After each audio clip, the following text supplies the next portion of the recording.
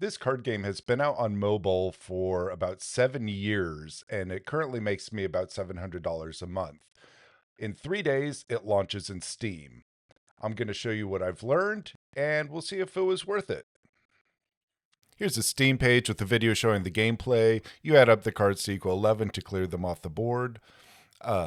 Different challenges, including the daily challenge mode. Here's the release date showing when it's coming out. Very soon. Since 2019, I've been serving AdMob ads to this game, and it slowly grew. And at one point, I noticed I actually had quite a few users around 2021, which is when I actually put a little bit of extra effort into it. And it's grown pretty good. I have maybe 3,000 active monthly users, and I make about $700 a month on it.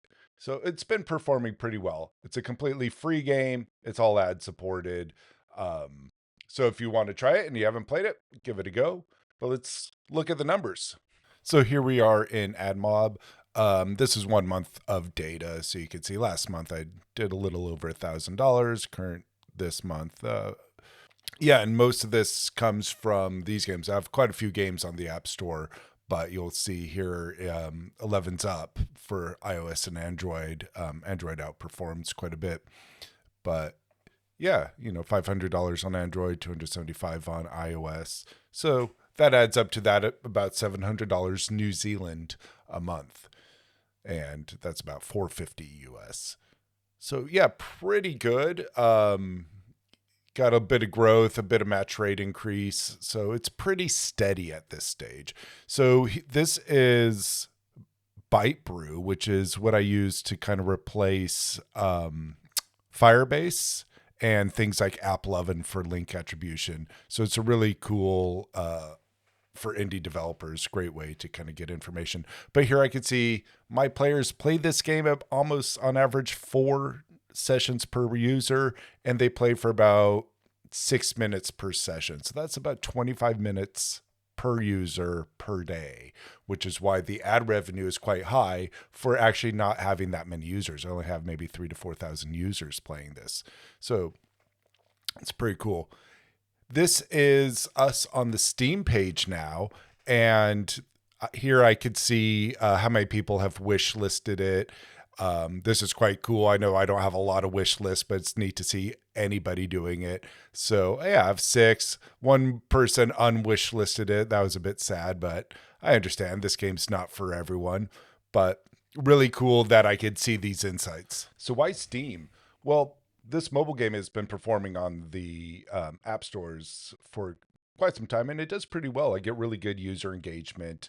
So this one made the obvious choice to bring to Steam first, but I've always wanted to be on Steam. I'm a Steam player. I like, desktop and console games. So it just never really was the right time because I've been busy with other things and supporting the mobile apps. But right now, I just said, hey, let's do it. Let's give it a go. Let's see if these games can perform well on Steam.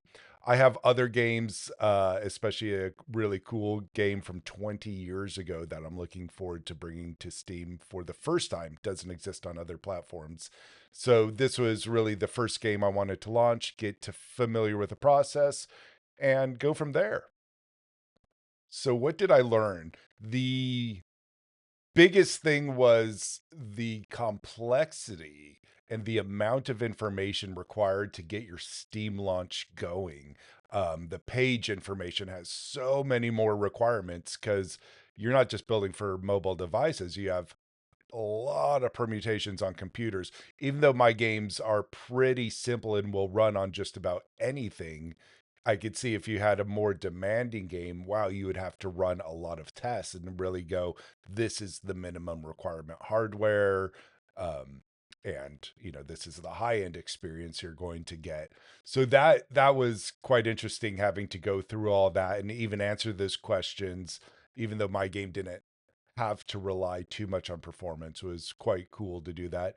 Mapping the controls worked pretty easy because this game was done in Unity and it is a touch-based thing. Moving them to a keyboard mouse is pretty simple, but I could see in future games if I do things that are more Steam first or have slightly more complex controls, it might be worthwhile looking at other control schemes such as controllers, or even direct keyboard input. The other biggest learning thing I had was the time. So when you pay to launch an app, 21 days is the earliest you can put your thing up there. But that is assuming that you also have a approved store page and an approved app bundle. So expect it to be potentially months. I thought I was just going to, do this and launch the game in a couple weeks. It's been almost 2 months now since I first paid the fee, and I have a complete game. I'd already built the Steam version of the game before I even went in here. I thought I was just paying a fee and launching the game. So that was cool learning that. And when you get your Steam page up, you need that approved before it shows to anybody so you could do a wish list. And you definitely want to do that wish list. My current wish list is very small, but still, I get it. It's the type of game it is, but it's a very fun experience watching that. And I do get a chuckle or excitement when I do see someone add it to their wish list. And it breaks my heart when someone unadds it. Um, so yeah, that was interesting. So once your store page is approved and your bundle, then it's a minimum 2 weeks you have to wait before you can release your game.